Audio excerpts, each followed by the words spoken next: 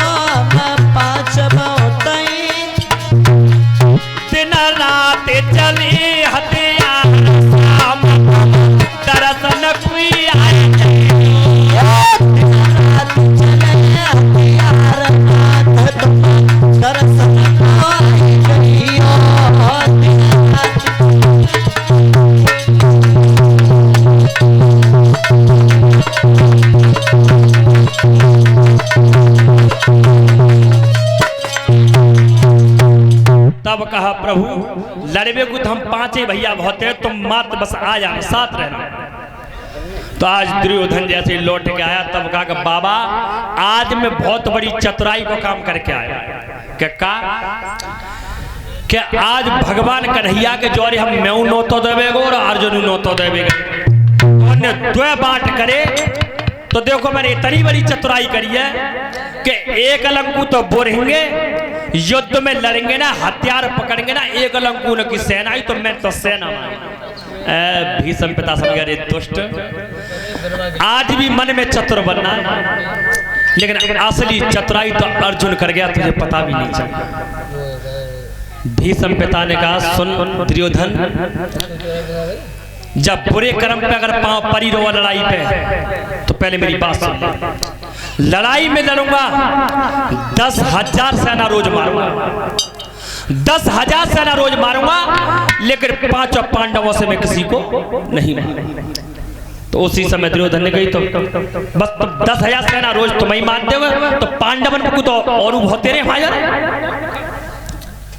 तो देखो जब शुरू में जब लड़ाई हुई थी तो 9 सक्षौणी सेना तो थी पांडवों के पास और 9 सक्षौणी सेना ही कौरवों के पास, लेकिन एक तरफ हो गई 7 और एक तरफ हो गई 11। कैसे कि एक अक्षौणी सेना भगवान कन्हैया की जब पांडवन के मां जाती सो जाए दुर्योधन मांगे ले वो। एक अक्षौणी सेना पांडवों का सगा मामा था जिसका नाम था शल्य, वो लेकर के आया था। तो रास्ते में खातिर पानी बढ़िया कर दी दुर्योधन ने। तो मामा शल्य ने कही कि ये बताओ जो भोजन जी मेरे लिए भेजे ये किसने भेजे? तो दुर्योधन ने कही कि मामा ये तो भोजन मैं ही लाया हूं, तुम्हारे भांजे तो नशा में भूखा पूछ रहे तुम्हें। तो मान की अच्छा इतना बड़ा गुमान है तो चिंता मत कर, आज से लड़ाई जी तेरे माऊ लड़ेगी। एक दक्षिणी सेना बोलेंगे तो एक लगेगी 11 और एक लगेगी 7। अब जब दोनों लगते सेना भाई, तब कहा भीष्म पिता ने दुर्योधन से कि दुर्योधन अब ये लड़ाई है रही है, तुमने कहा तुझे पूछ ली है कि लड़ाई में जीत कैसे होगी। क्या बात है, कैसे बात कर रहे हो आपस में? भगवान की कथा में बैठ के जो बिना वजह बात करता है अगले जन्म में सियार बनता है सरकटा, जे बता रहे हैं। हाँ, और देखो पूर्व जन्म के पाप कुछ ऐसे होते हैं जो कथा में या तो मन लगेगा नहीं, या आपस में बात करेंगे या फिर नींद आवेगी। कहते ना कि भैया हमारी समझ में नहीं, शास्त्रीय रखा वगैरह हमारी समझ में कहां से आवेगी। तुम्हारे पाप बैठे हुए अंदर वो सुनने नहीं देते कथा। पता है जिस समय पार्वती मैया को भोले बाबा ने अमर कथा सुनाई और उन्हें नींद आ गई। अब तुम जो को उन्होंने कौन से पाप करे सो उन्हें अमर कथा में सुनने गुना मिली। तो पाप उनसे भी हुआ था। पहला पाप उन्होंने वहां किया जिस समय भगवान राम की परीक्षा की बार बार भोले बाबा ने समझाया सती मैया ने कि अब भी मान जाओ साक्षात ब्रह्म ये नहीं मानी। दूसरा पाप उन्होंने वहां किया अपने पिता के यहाँ जाने की जिद की, इसलिए अमर कथा सुनने के लिए नहीं। तो जे जन्म तो खराब है ही रो है, अगले का को खराब कर रहे हो हैं। तो मेरे श्रोता ज्यादा ही कोई अगर कोई इमरजेंसी काम है तो साइड हट के बात कर लो। और देखो ये ज्ञान बुद्धि चतुराई नहीं फोकट में बटती है, और बढ़िया चीज अनोखी जग में थोड़ी दिन डटती है। मेरे श्रोता बंधुओं आज इधर तब का है पितामह भीष्म ने अरे दुर्योधन का ज्योतिषी पे जितना पूछवा लो पंडित जी पे लड़ाई में जीत कैसे हुई। तो दुर्योधन ने बाबा किन के पूछे। तो तब कहा भीष्म पिता ने कहा आप सहदेव के पास चले, सहदेव के समान ज्योतिष विद्या में कोई नहीं है। दुर्योधन ने कहा बाबा कैसी बात करते हो, तो लड़ाई है। तब भीष्म ने कहा यदि तुम पूछने जाओगे तो ये उसका धर्म है वो बताएगा। और जीवन में याद रखना जिस कर्म को अगर तुम करना जानते हो और यदि उस कर्म से अगर आप छिप रहे हो तो इसके दंड के भागीदार तुम स्वयं। आज हम थारी बजाना जानते हैं या कुछ करना भागवत कथा कहना जानते हैं और काऊ सांप को खा लो, चलो जा में तो जो कह देता कि ब्याज जी पैसा लेता तब आप और काऊ सांप को खा लो। हम कर रहे हो काम कि भैया तुम जल्दी चलो मत थारी बजनी बच्चा पर घायल हो। और कर्म को जिसको हम जानते हैं और यदि हमारे जाने से अगर किसी व्यक्ति की जान बच रही है तो वो कमाई तो फ्री हो जाएगी। अगर काम से अपने कर्म से अगर छिपेंगे तो दंड के भागीदार हम स्वयं। तो जीवन में याद रखना तो जिस कर्म के लिए परमात्मा ने भेजा है उस कर्म से यदि छिपता है तो स्वयं पाप का भागीदार वही होता है। तो आज तब कहा कि तुम सहदेव के पास जाओ और जाओगे तो अवश्य बताएगा। तो आज जैसे ही दुर्योधन पहुंचा सहदेव भजन पूजा में लीन थे और पूजा से उठकर जैसे ही खड़े हुए और तब दुर्योधन को देखा बना कि भैया कैसे आए। तब दुर्योधन ने कहा सहदेव तुम ज्योतिष विद्या में बहुत आगे हो, तो हम ये पूछने आए हैं कि मुझे ये बताओ अपनी गणत लगा करके इस लड़ाई में जीत कैसे होगी। देखो कितने कितने धर्मधारी थे, खूब पतोई कि लड़ाई कर लेते इनते ही, लेकिन जब पूछने आए तो भेद विचार नहीं किया और अपनी ज्योतिष को खोल करके। और सहदेव बोले क्या बेटा सोनू, भैया दुर्योधन सुनो मैं ज्योतिष का कर्त क्या बता रहा है। अरे सुनो सभा दे ध्यान और कहे अब छोटो सो पंडा।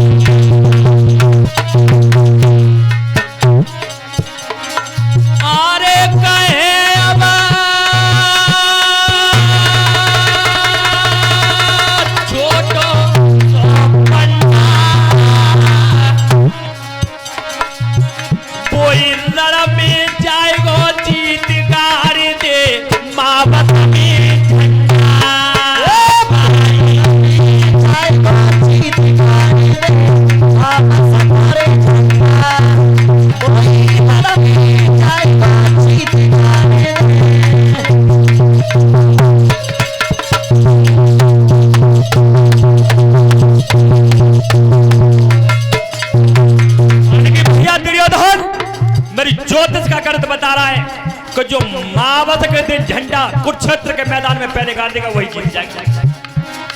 तब हुआ क्या? अरे खबर कुरापति ने सुने पाई, अरे खबर कुरापति ने सुन पाई, सोई झंडा लयो बनाए खुशी मन पापी के छाई। अरे झंडा बनाए खुशी पापी के मन छाई, भैया झंडा लया बनाए खुशी।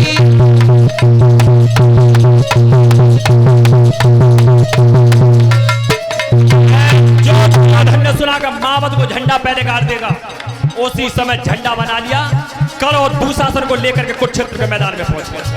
और इधर धर्मराज अर्जुन से कह रहे हैं कि भैया अर्जुन, अरे महाभारत को समार छेड़ो और भैया सुनियो ध्यान लगाए, और काऊ ज्योतिष को घरे बुलाए के मनो देव घर तो लगवाए।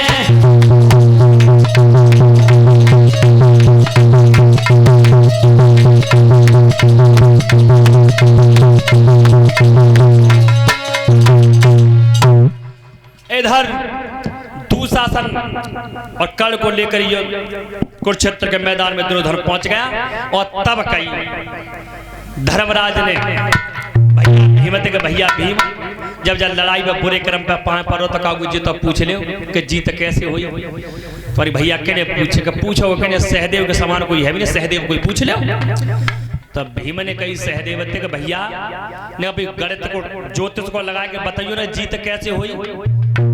सहदेव ने कहा मैं तो बताया नहीं कि किने कि हवाल तो कही ये दुर्योधन भैया पूछ गए कि तेरे उन्हें बताया नहीं कहा।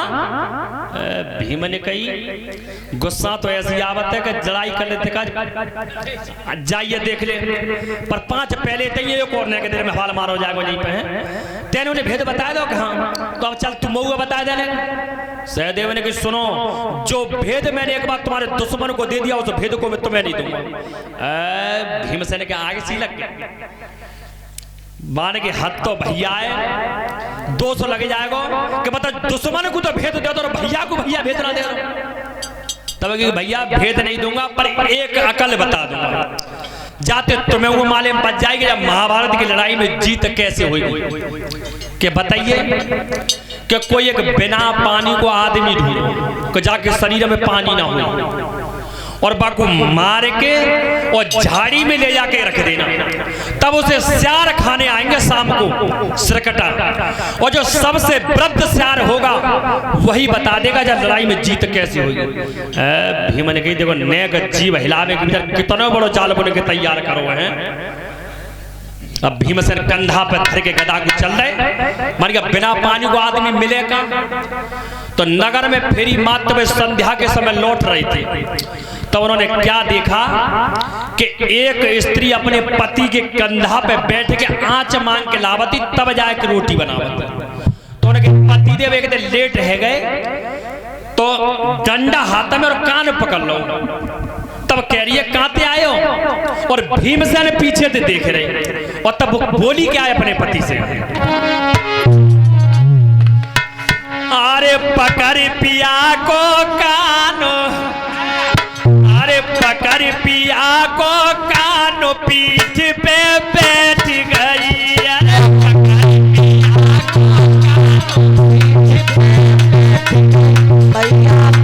पिया को कानो पीठ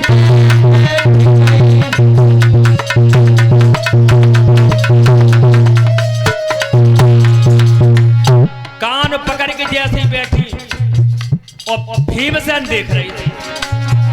अरे कान पकड़ के नारी लावे, कान पकड़ के नारी लावे, और बाए कैला में खूब घुमावे, बाई कैला में खूब घुमावे, जे नाय करे सम्मान, जे नाय करे सम्मान पीठ पे बैठ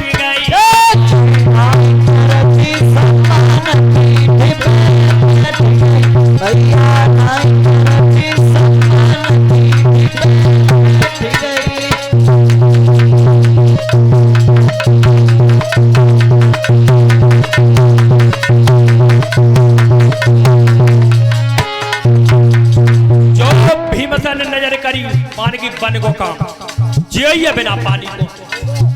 जाकी स्त्री जाके कंधा पे बैठ के डोली और कान पकड़ घुमारी हो जाते ज्यादा बिना पानी को काम है। भीमसेन पीछे देखो कर्म कौन सा करते, अरे खेच के लात कमर में मारी, खेच के लात कमर में मारी, जो भीमसेन लात मारी, अरे खेच के लात कमर में मारी, खेच के लात कमर में मारी, और तगरे में डाल दई घरवारी, तगरे में डाल दई घरवारी। उनकी घरवारी तो एक लगे जाए पर मौदू उठा के कंधा पे दल रहे मान को, ओ भैया हमें काले हवा तो बालक भूखे माने कि जो रह के करे कोई का, जब तेरी स्त्री तेरे कंधा पे कान पकड़ के डोल रही है और जो कंधा पे ले आकर जो धर के जो घोटू मारो भीमा ने तो हुआ क्या, जाके तोरा तने करी गए प्राण, जाके तोरा तने करी गए प्राण, पीठ पे बैठ गई,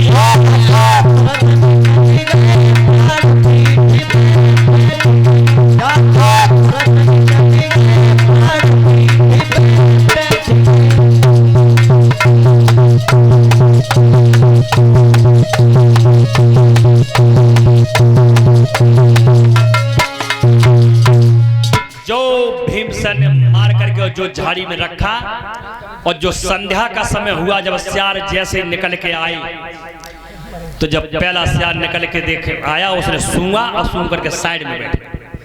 दूसरे ने कि भैया क्या बात है कैसे ना खा, कि भैया भूख तो इतनी लग रही है कि आत्मा खाई जाए, पर ज्यादा बिल्कुल अलग रही है, बिना पानी को या खाएगा जीवन खराब हो जाएगा। जो जो सियार निकल के आए सब साइड में बैठ गए। जो सबसे वृद्ध सियार था धूम्रसेन नाम का महात्मा, जो संतों के हिसाब से वो सियार बन गया था। तो जब बाद में जब निकल के आए तब पूछा कि क्या बात है, तब कहा कि महाराज भूख तो इतनी लग रही है कि आत्मा खाई जा रही है, पर बिल्कुल बिना पानी को है। तो उस वृद्ध सियार ने कहा है, वो सियारों की बाणी को उसने पहचाना है भीमसेन ने ये क्या क्या रहे। तो सियार ने कहा कि चिंता मत करो, आज की रात रुक जाओ, आज की रात। और तब बोला क्या है वो वृद्ध सियार बेटा सोनू, अरे मत घबरावे वीर मेरे, अब कौरव पंड लड़ेंगे, और जा कुरुक्षेत्र की भूमि पेरे अब लाखन वीर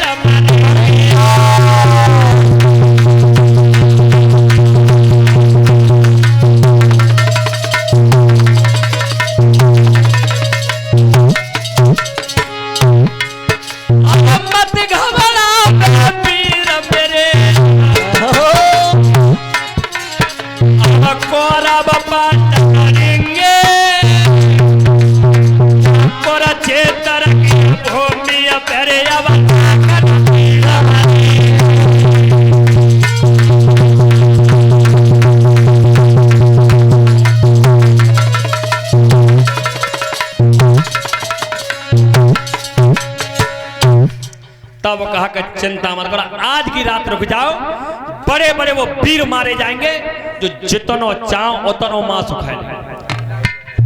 एक सियार ने कहा कि महाराज ये तो आपकी बात मान ले कि वो आपस में लड़ाई होगी, तो मेरी बात समझ में नहीं आई, कौन जीतेगा कौन। अब भीमसेन ने ध्यान दो, अब मेरी बात मतलब की आई।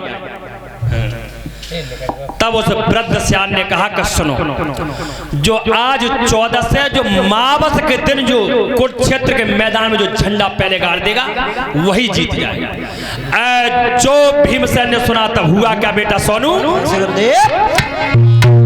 अरे सोई भाज गए बलदाई,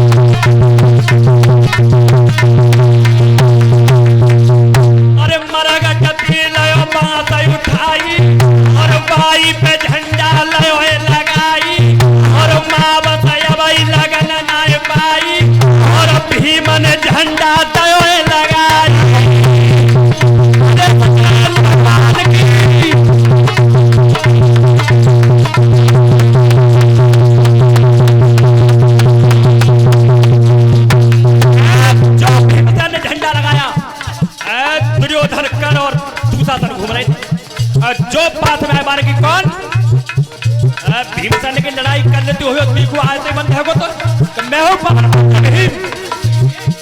तुम्हारे की तू कैसे डोल रहा है? तो मोए काऊ ने बताइए जो महावत में झंडा पहने का देगा वही जीत जाएगा। तो दुर्योधन ने कहा पावर है ताई तू तो घूम रहा है पर महावत में लगी ना है। तो भीमधर क्या बोला कि सुनो अरे तो महावत कल बताई और तो महावत आज बताई।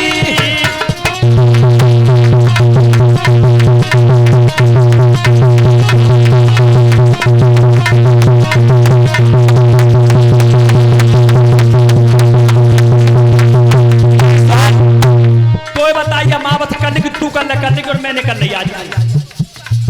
अरे तो महावत कल बताई और तो महावत आज बताई और जो झंडा माऊ करिया लखाई तो अब ऐसी होएगी तुरंत लड़ाई।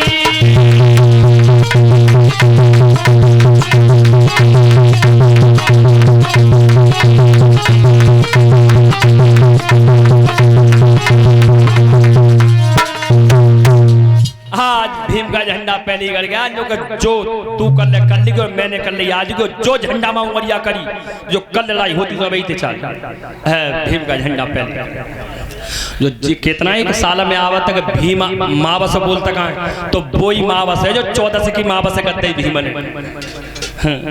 आज झंडा पहले करेगा श्रोता बंधुओं जब दोनों तरफ से जब सेना इकट्ठी हुई है आमना सामना जब दोनों सेनाओं का हुआ